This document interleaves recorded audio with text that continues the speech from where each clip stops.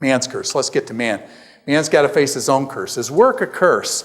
Back in Genesis chapter 3. To Adam he said, because you listened to your wife and ate from the tree that I commanded you must not eat of, cursed is the ground because of you. Through painful toil you will eat of it all the days of your life. It will produce thorns and thistles for you, and you will eat the plants of the field. By the sweat of your brow you will eat food until you return to the ground.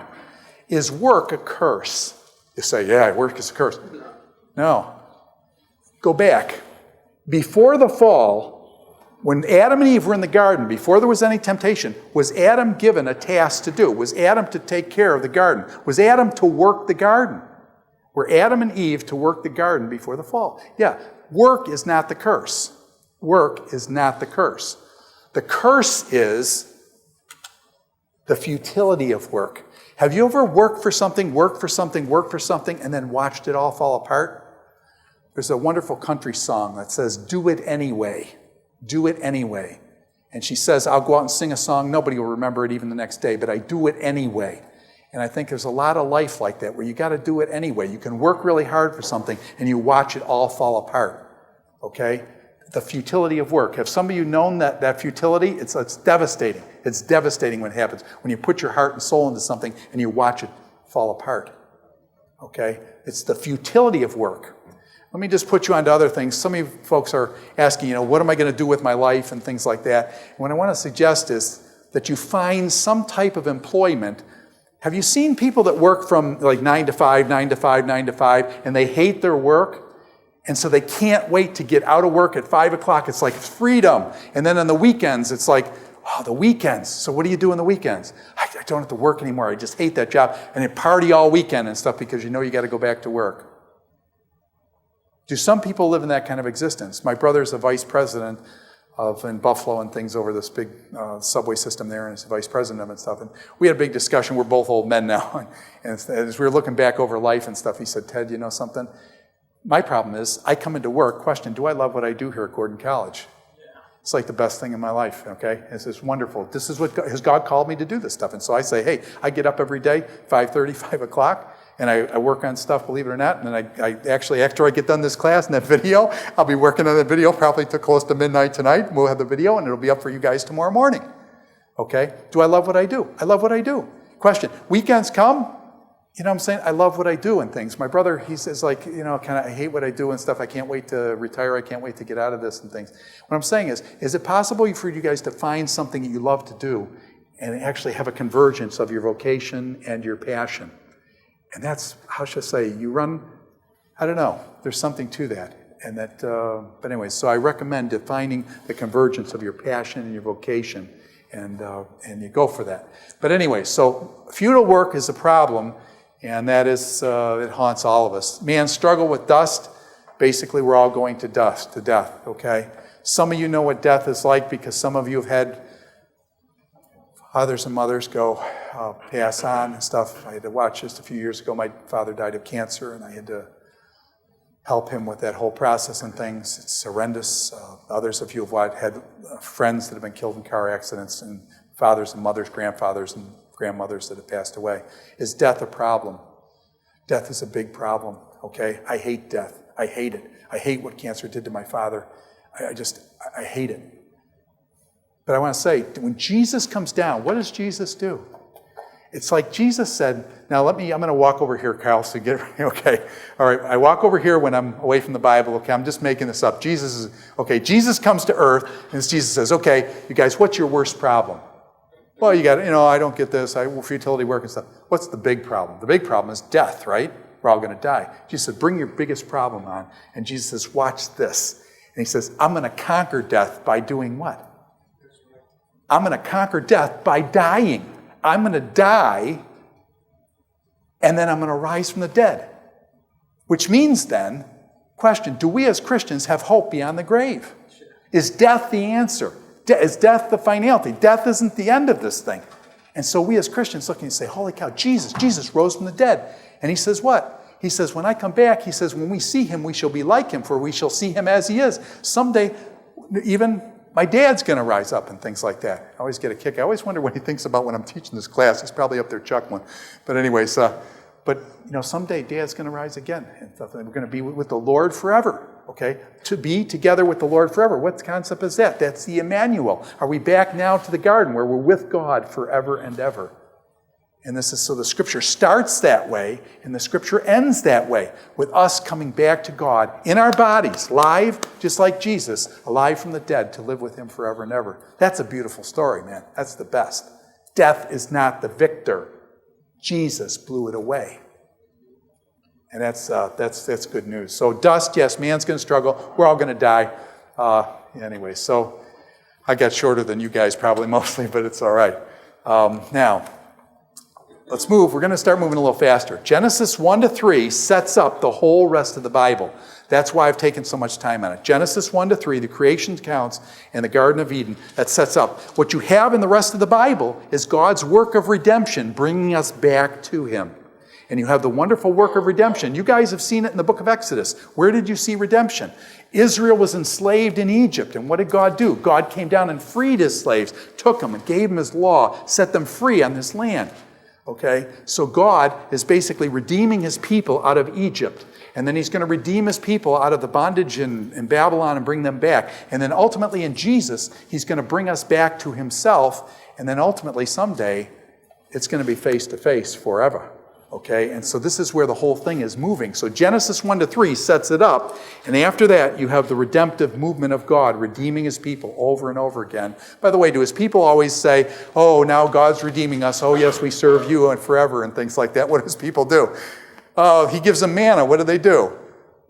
It's kind of like laying food, right? I'm sick of this, the same food all the time. Most of the people of us who don't live on campus say, man, that would be really nice, because tonight I got to go home and cook my own broccoli and chicken and stuff like that. And anyways, it gets long after a while when you cook and you can't cook. But anyways, so let's do Cain.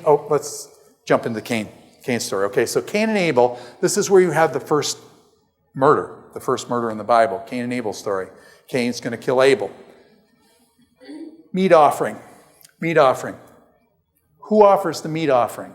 Abel or Cain? Abel. Abel does the meat offering. Is the meat offering going to be with the shedding of blood? Meat offering is the shedding of blood. When I say cereal offering, what's the problem with saying cereal offering?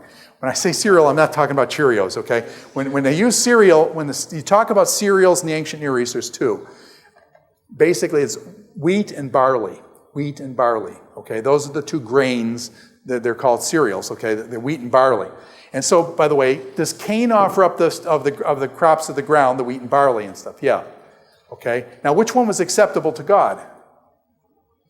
Abel's offering, right? When I grew up, people said the reason why Abel's was accepted was because that was a blood sacrifice, the shedding of blood. Without the shedding of blood, there's no remission for sin. So Abel's offering was accepted because it was a shedding of blood, and therefore it was an acceptable offering, whereas Cain's, there was no bloodshed, and his was not acceptable. Cain's, there was no bloodshed, it was cereal, it was grains and stuff, and so it was not shed. Is that the real reason why God accepted Abel's and rejected Cain's? And the answer is no. The answer is no. Did God command Israel to offer cereal offerings? Yes, He did.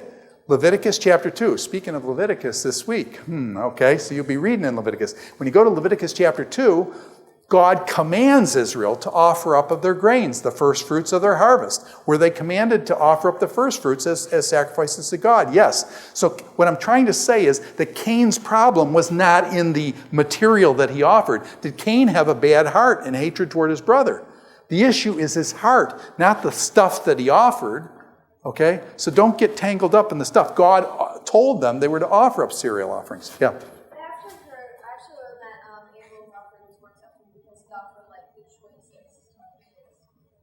Okay. Right. Okay. I want to object to that. She says that Abel offered up the choices and stuff. I want to object to that because I think it moves the crime, the thing, to the offering itself. And what I'm trying to suggest to you is that the offering itself isn't the issue. It's the heart that brings the offering. And I think throughout Scripture, that's more the point than the particulars of the offering. So I think we're misguided when we try to get it down to the type of offering. I think that misses the point. So, yes, sir. Would that be comparable to I remember there was one verse, I think it was talking about how they should swear by the gold of the Yeah, yeah.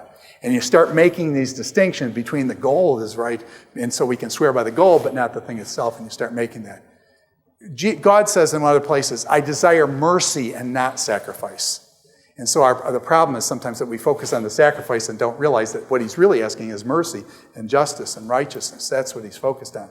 So let's, now Cain's question. God comes to Cain and says, Cain, if you do this, you're in bad shape. Now Cain said to his brother Abel, let's go out into the field. And while they were in the field, Cain attacked his brother Abel and killed him. And the Lord said to Cain, where is your brother, Abel? I don't know, he said. And then he makes this classic line. This is a classic line in Scripture. You should all know this. Am I my brother's keeper? Am I my brother's keeper? Cain said to God, am I my brother's keeper? What was the answer he was suggesting to God? Am I my brother's keeper? Cain thought the answer was what? No, I'm not my brother's keeper. That was what Cain was insinuating in this rhetorical question. Am I my brother's keeper? The answer is no, I'm not my brother's keeper. However, what is the answer? Are we our brother's keeper? Yes. And so Cain then kills his brother, and this brings up a lot of things in terms of the construction of Genesis. Have you ever seen the good brother, bad brother thing in a family? Have you ever seen the good brother, bad brother thing in a family? Where you get one brother is the good brother, the bad brother, that kind of thing. Do you get other things like this going on? The competitive nature. Do you ever have competition between brothers and sisters and in the family, this competitive kind of thing? I was in a family with 5 kids, and I was the oldest, and my brother and I and the 2 sisters. And my one sister was born like 5 or 6 years after the rest of us. So my father, when I grew up, he was, I don't even know how to say this in your culture, because my father was a strict person. I would call him a man of the belt. Now, as soon as I say that, you guys go, "Whoa, abuse! You know, he actually hit you with a belt?" And the answer is, yeah, he did. Okay, and we called that discipline in those days, not abuse. Okay. And by the way, did my father love me? Did my father love me? And the answer is yes. And is that why he did that? And he was very strict with us. Now, question: he was very strict with my brother and I, but by the time we got down to my sister, who was like 5 years in the gap there and stuff. My sister, it's like my brother and I stand back and it's like, how did she get away with that, man? It's just like we'd have been sent to our rooms or something bad and stuff. And she does this stuff, and she had my father wrapped around her little finger, man. And it was just like, question: did we get jealous? And it was like we could see the difference. It was like, what happened here? My father loosened up as he got older and things. I mean, that's just what happened over the process of time. So the competitive nature that you see between this and then this, we're going to see this in Genesis. Tell me about sibling rivalry in Genesis. Just follow that theme a little bit through Genesis. It comes up over and over again. Give me an example of sibling rivalry, fights between, yeah. As everybody hear that? I didn't go that direction. Leah and Rachel. Does anybody remember that? Oh yeah, big time. You said Jacob and Esau. Jacob and Esau is real clear. Rachel, Leah. Has anybody got another one? Joseph and his brothers, okay? Is this theme of sibling rivalry, is that a big theme in Genesis? Does it happen over and over again? When I was a kid, my brother and I used to fight. We were a year apart and stuff. We used to fight all the time, actually. And so anyways, we'd duke it out and stuff. And one time he got really, really, really angry at me. And he picked up a butter knife. And he goes, choom, as hard as he could, threw the butter knife at me. I couldn't believe, I was like, holy cow, what are you doing with a knife? We usually, anyways. So I go like this, because it was coming right at me. So I go like this, and he sticks the stupid butter knife up right in my arm. Stuck, I got this butter knife. It was I'll never forget the feeling. You have this knife hanging out of you. Now, by the way, after he did that, my brother's the greatest guy in the world. He's crazy, but he's the greatest guy. But anyways, so I got this knife there. By the way, what did both of us think immediately? Whoa. It's like, first of all, it was holy cow, but then the next thing was, when Dad comes home, oh man, this is bad. So he tries pulling out, can't get it out. So we go to my mother. Now, by the way, why do you bring your mother into it? No, you got to get your mother in. Okay, you got to face your father. Question: is that terror? That's terror. Okay. Now, question: can your mother, if you go to, do you guys ever do this? You go to your mother's going to grease. Okay, so my mother goes down. She tries to get it out. She can't get it out. So finally, I end up having to work this thing. Finally, I got to pull the thing out myself. Now, question: okay, so then what happens? My dad gets home. We listen to the car. We run for the hills, man. We're under the bunk beds, on the bottom, under them. We're ready. Okay. My dad gets home. My mother goes up. Okay. My mother's going to smooth this out the best she can. All of a sudden, man, we hear my dad starts yelling. He was just like this. He starts yelling, and we hear it down in the basement. Cain, he tried to kill his brother. And so he kept trying down, Cain tried to kill his brother. Now my brother and I, we're both old men now, so we got these two old men sitting around just laughing because we remember this and stuff. My dad, like Cain. So this has always been a very special passage for me. But anyways, and my brother, how should I say, my brother's like my best friend in my life kind of thing, and just, you know what I'm saying, but anyways, so I don't recommend a nice thing. Okay, now, let's